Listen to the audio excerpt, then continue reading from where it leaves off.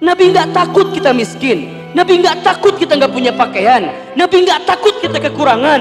Tapi Nabi lebih takut kepada umatku saat dia diberikan dunia oleh Allah, diberikan harta oleh Allah, diberikan pakaian oleh Allah, diberikan pekerjaan oleh Allah, diberikan pasangan oleh Allah, tapi semua dunianya tidak membuat dia semakin mendekat kepada Allah Subhanahu wa Ta'ala.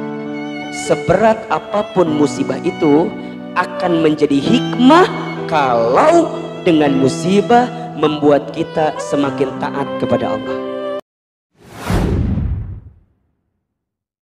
Bicara tentang musibah, ketika kita melihat dalam perspektif Al-Quran, musibah itu artinya sesuatu yang menimpa dari atas sehingga menjadi beban dalam kehidupan dan membuat kehidupan menjadi berat. Itu musibah.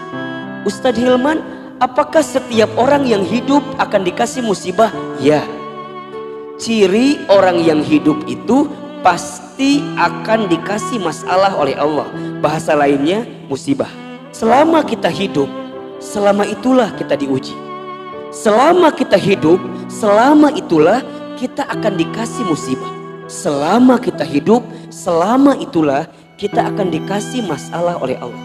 Dan mohon maaf, ketika memaknai musibah itu kadang tidak sesuatu yang menyedihkan dalam hidup kita.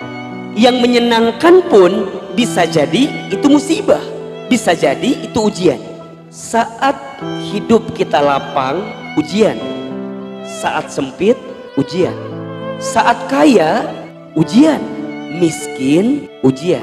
Sehat, ujian. Sakit, ujian. Jadi bagaimanapun keadaannya itu ujian.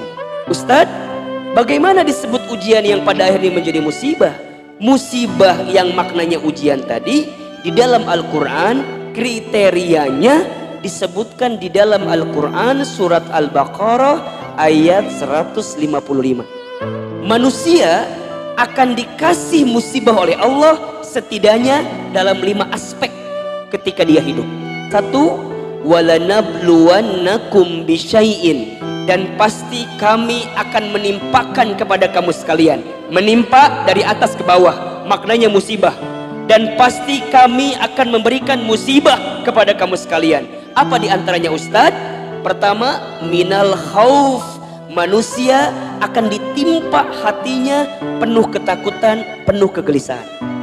Kalau ada yang sedang gelisah, yang sedang resah, yang sedang galau, banyak perasaan yang tidak menentu di hati kita, maka ketahuilah sesungguhnya ada sesuatu yang sedang Allah berikan dalam kehidupan kita.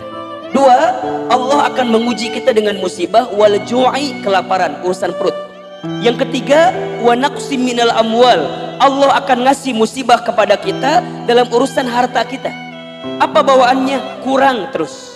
Perspektif harta itu nggak akan pernah cukup sampai kapanpun. Tapi kalau rezeki sampai kapanpun akan cukup. Karena rezeki sudah tertakar, tak mungkin tertukar. Tapi kalau harta, itu sampai kapanpun gak akan pernah selesai batasannya. Ustadz Hilman, kenapa ya? Aku ini bekerja, tapi kok kayaknya kurang terus. Hati-hati, musibah. Yang keempat, manusia akan diuji dengan wal anfus, dengan jiwanya. Apa ujian musibahnya? Kadang sakit. Kalau nggak sakit, kadang-kadang ngedrop. Kalau nggak ngedrop, kadang-kadang wal anfus itu ada godaan dari kiri kanan teman kita, sahabat kita, atau orang yang kita cintai dan kita sayangi. Misal teman-teman ikhwan berharap banyak kepada salah satu akhwat, berharap banget. Tiba-tiba nggak ada angin, nggak ada hujan, akhwat yang kita harapkan itu ternyata memilih laki-laki lain dibanding kita. Dan kita udah harapin luar biasa. Sama kayak antum misalnya akhwat juga sudah milih laki-laki yang begini, tapi ternyata pada skenario pernikahannya nggak kesampaian laki-laki yang kita inginkan itu. Dan kita kadang-kadang merasa diguncang pejiwa kita. Itu diuji sama Allah, musibah namanya. Yang kelima, wathamarat. Kalau teman-teman baca artinya di Quran, itu artinya buah-buahan. Tapi kalau kita bicara tafsirnya, maknanya adalah wathamarat itu buah, hasil. Jadi Allah akan menguji kita dengan hasil yang kadang tak sesuai dengan kita. Atau bahasa lainnya, buahnya sudah jadi tapi diambil sama orang lain. Pernah ngalamin kayak begitu?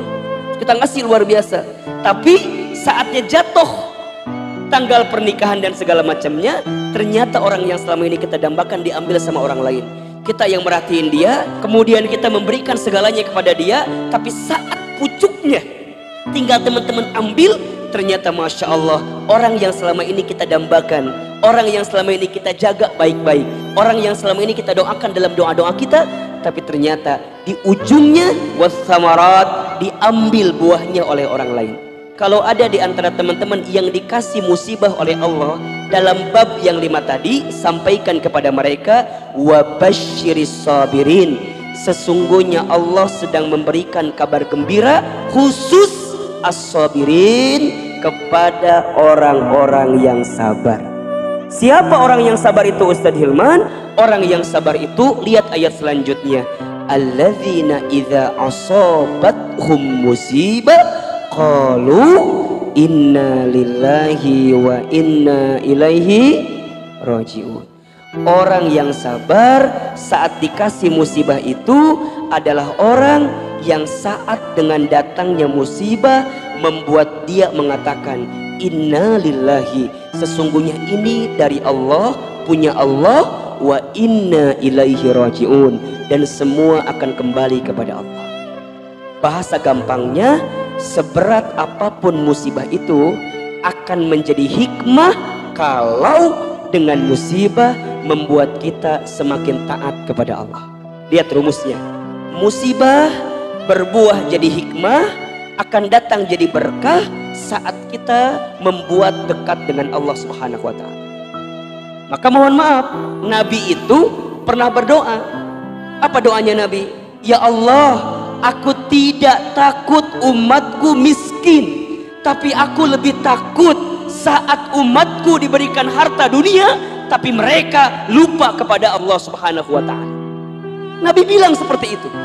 Nabi nggak takut kita miskin, Nabi nggak takut kita nggak punya pakaian, Nabi nggak takut kita kekurangan, tapi Nabi lebih takut kepada umatku saat dia diberikan dunia oleh Allah, diberikan harta oleh Allah, diberikan pakaian oleh Allah, diberikan pekerjaan oleh Allah, diberikan pasangan oleh Allah, tapi semua dunianya tidak membuat dia semakin mendekat kepada Allah Subhanahu wa Ta'ala.